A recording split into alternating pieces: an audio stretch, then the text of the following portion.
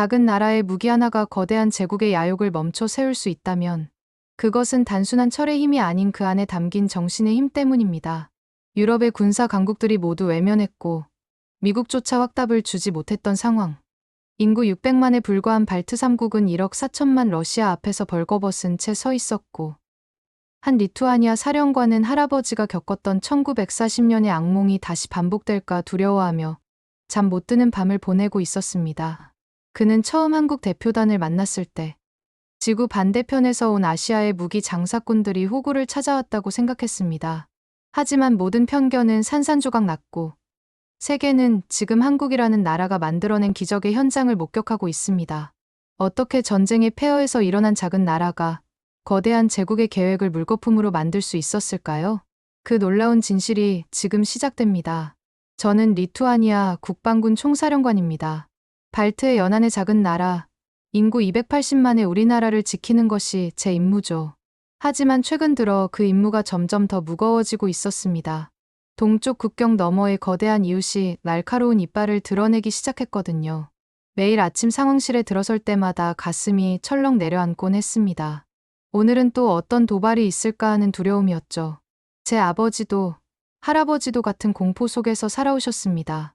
우리는 세대를 이어같은 악몽을 꾸고 있었던 셈이죠. 그런데 이 오래된 숙명을 바꿀 수 있는 기회가 뜻밖의 곳에서 찾아왔습니다. 작년 가을 빌뉴스 국방부 회의실에 낯선 손님들이 찾아왔습니다. 한국에서 온 방위사업청 대표단이었죠. 솔직히 처음에는 시큰둥했습니다. 아시아의 작은 나라가 우리에게 무기를 팔겠다고요? 게다가 한국이 어디 있는지도 정확히 몰랐던 저로서는 더욱 회의적이었습니다. 회의실에 들어선 김한솔 대령의 첫인상은 나쁘지 않았지만 마음속으로는 이미 결론을 내리고 있었죠. 또 시간 낭비구나 하고 말입니다. 그들이 가져온 프레젠테이션 자료를 펼치는 동안에도 저는 딴 생각을 하고 있었습니다. 어차피 우리가 필요한 건 검증된 서방 무기인데 굳이 이런 자리를 만들 필요가 있었을까 싶었죠. 저는 한국에 대해 3가지 편견을 가지고 있었습니다. 첫째, 아시아의 여러 나라 중 하나일 뿐이고 진짜 기술력은 없을 거라는 생각이었죠. 둘째, 발트 지역의 복잡한 역사와 현재 상황을 제대로 이해하지 못할 거라는 선입견이었습니다. 우리의 아픔을 어떻게 알겠습니까? 셋째, 검증되지 않은 아시아 무기의 품질을 신뢰할 수 없다는 불신이었죠. 유럽의 혹독한 겨울을 견딜 수 있을까요? 이런 생각들이 제 머릿속을 가득 채우고 있었습니다. 회의 내내 저는 예의상 고개를 끄덕였지만 마음은 이미 닫혀 있었죠. 그저 빨리 이 자리가 끝나기만을 바랐습니다. 제 부하들도 비슷한 표정이었고요. 그런데 하나디펜스의 장관석 연구원이 브리핑을 시작하자 분위기가 달라졌습니다.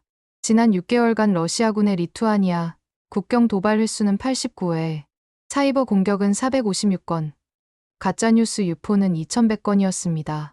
저는 깜짝 놀라 의자에서 몸을 일으켰죠. 이건 우리 정보부도 파악하지 못한 정확한 수치였거든요. 더 놀라운 건 그들이 1940년 소련의 발트 3국 강제 병합부터 1991년 독립까지의 역사를 세세하게 알고 있다는 점이었습니다. 기술 고문 김성수 이사가 조용히 말했죠. 우리도 일제강점기라는 아픈 역사가 있습니다. 나라를 빼앗긴 민족의 고통을 압니다. 그 순간 회의실의 공기가 바뀌었습니다. 이들은 단순한 무기 판매상이 아니었던 거죠. 그날 이후 일주일 동안 고민했습니다. K9 자주포의 스펙은 인상적이었지만 여전히 의구심은 남아있었죠. 그러던 중 결정적인 순간이 왔습니다. 러시아가 대규모 군사훈련을 발표한 거예요. 우리 국경에서 불과 50km 떨어진 곳에서 말이죠. 긴급 안보회의가 소집됐고 우리에게는 선택의 여지가 없었습니다. 서방 국가들은 우리의 요청에 미온적이었고 나토의 지원도 기대하기 어려웠죠. 그때 국방장관이 제안했습니다. 한국에 직접 가서 보는 게 어떻겠습니까? 저는 망설임 끝에 결단을 내렸습니다. 백문이 불여일견이라고 하지 않습니까? 인천공항에 도착했을 때 첫 번째 놀라움이 시작됐습니다. 공항의 규모와 현대적 시설이 예상을 완전히 뛰어넘었죠. 더 놀라운 건 한국 국방부에서 우리를 국빈에 준하는 예우로 맞아준다는 점이었습니다. 서울로 향하는 차 안에서 창밖을 보며 입을 다물 수가 없었죠. 하늘을 찌를 듯한 마철로들, 질서정연한 도로, 활기찬 사람들. 이게 정말 70년 전 전쟁의 폐허였던 곳이 맞나 싶었습니다. 수행원 중 한 명이 중얼거렸죠. 우리보다 더 가난했다던 나라가 어떻게 저도 같은 생각이었습니다. 한국에 대한 제 인식이 조금씩 흔들리기 시작했죠. 창원의 하나디펜스 공장에 도착했을 때는 또 다른 충격이 기다리고 있었습니다. 거대한 생산시설, 최첨단 자동화 시스템, 그리고 K9 자주포의 위용이 눈앞에 펼쳐졌죠. 시험 사격장으로 이동하는 동안 이상임 소령이 설명을 이어갔습니다. K9은 100% 우리 기술로 만든 자주포입니다. 극한의 환경에서도 작동하도록 설계됐죠. 반신반의하며 지켜본 시험 사격에서 K9은 놀라운 성능을 보여줬습니다. 15초에 3발, 3분의 15발을 쏟아내는 속사 능력은 압도적이었죠. 무엇보다 영하 30도를 재현한 극한 환경 테스트에서도 아무 문제 없이 작동하는 모습에 모두가 감탄했습니다. 우리 군 출신 기술 평가단장이 흥분해서 말했죠. 이건 정말 대단합니다. 그날 저녁, 한국 측에서 마련한 만찬에서 더욱 깊은 이야기를 나눴습니다. 김성수 이사가 자신의 아버지 이야기를 꺼냈죠. 저희 아버지는 6.25 전쟁 때 피난민이셨습니다. 맨손으로 시작해서 엔지니어가 되셨고 그 꿈이 저에게 이어졌죠. 그의 눈가가 촉촉해졌습니다. 작은 나라가 스스로를 지킨다는 게 얼마나 어려운지 우리는 압니다. 그래서 더 최선을 다하고 싶습니다. 그 진정성이 가슴을 울렸습니다. 이들은 단순히 무기를 파는 게 아니라 같은 아픔을 겪은 동지로서 손을 내밀고 있었던 거죠. 저는 그날 밤 호텔에서 잠을 이룰 수 없었습니다. 한국이 우리에게 보여준 것은 단순한 무기가 아니었습니다. 그것은 희망이었고 가능성이었으며 연대의 손길이었죠. 작은 나라도 충분히 강해질 수 있고 스스로를 지킬 수 있다는 살아있는 증거였습니다. 무엇보다 그들이 보여준 것은 기술과 돈이 아니라 마음이었죠. 우리의 상황을 진심으로 이해하고 함께하려는 의지였습니다. 저는 깨달았습니다. 진정한 동맹은 지리적 거리가 아니라 마음의 거리로 결정된다는 것을요. 한국은 지구 반대편에 있지만 그 어떤 이웃보다도 우리를 이해하는 친구였습니다. 이것이 제가 한국에서 발견한 가장 큰 보물이었죠. 리투아니아로 돌아온 저는 즉시 K9 도입을 건의했습니다. 일부에서는 여전히 우려의 목소리가 있었죠. 검증되지 않은 아시아 무기를 믿을 수 있겠습니까? 하지만 저는 확신을 가지고 설득했습니다. 한국은 우리와 같은 길을 걸어온 나라입니다. 그들이 일궈낸 기적을 직접 봤습니다. 결국 의회의 승인을 받아냈고 K9 도입 계약이 체결됐죠. 그리고 한국에서 파견된 교관들이 도착했습니다. 그들의 열정은 놀라웠습니다. 새벽까지 이어지는 교육에도 지치지 않고 우리 병사들이 완벽하게 숙달할 때까지 함께했죠. 이해하실 때까지 계속하겠습니다. 우리에겐 시간이 있으니까요. 그들의 프로 정신에 모두가 감동했습니다. 하지만 순탄하지만은 않았습니다.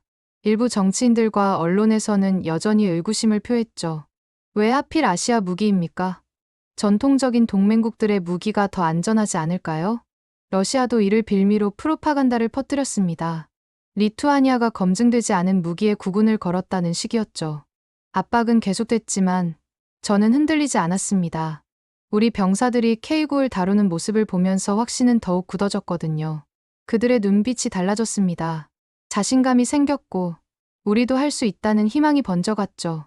그리고 마침내 그날이 왔습니다. 지난 겨울 러시아가 또다시 대규모 군사훈련을 시작했습니다. 이번엔 달랐죠. 우리에겐 K9이 있었으니까요. 영하 25도의 혹독한 추위 속에서도 K9는 완벽하게 작동했습니다. 러시아 전투기가 영공에 접근했을 때 우리는 즉각 대응 태세를 갖췄죠. K9 포대가 전개되는 모습을 본 러시아군은 더 이상 접근하지 않았습니다.